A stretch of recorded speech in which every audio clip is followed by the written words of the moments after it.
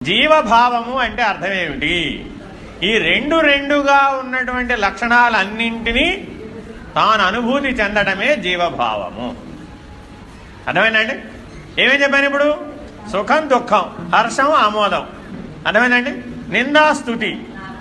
నిందాస్తుతి, నేను పొగిడాడు, తెగిడాడు, ఆశ, నిరాశ.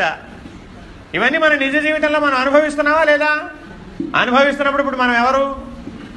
జీవుడు. అర్థమైందండి? జీవుడు అంటే ఎవరయ్యా అంటే ఈ అనుభూతులు కలిగిన వాడెవడో వాడు జీవుడు. మరి అద్వైతం అంటే?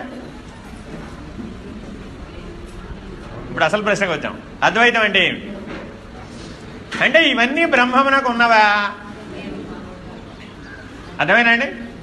ఇవన్నీ బ్రహ్మానికి. ఏవన్నీ బ్రహ్మానికి ఉన్నాయా? నిందాస్తుతులు కానీ, ఆశ నిరాశలు కానీ, కొంగటం కానీ, ఇంకా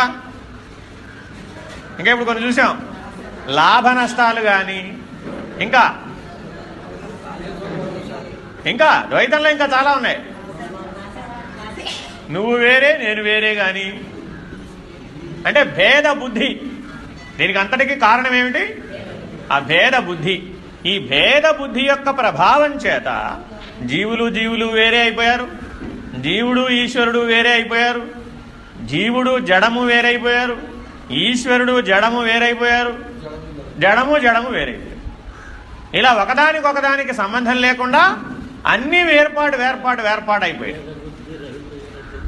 ఈ భేద బుద్ధియే జీవుడు, వేరే ఇంకేం లేదు. అర్థమైందండి?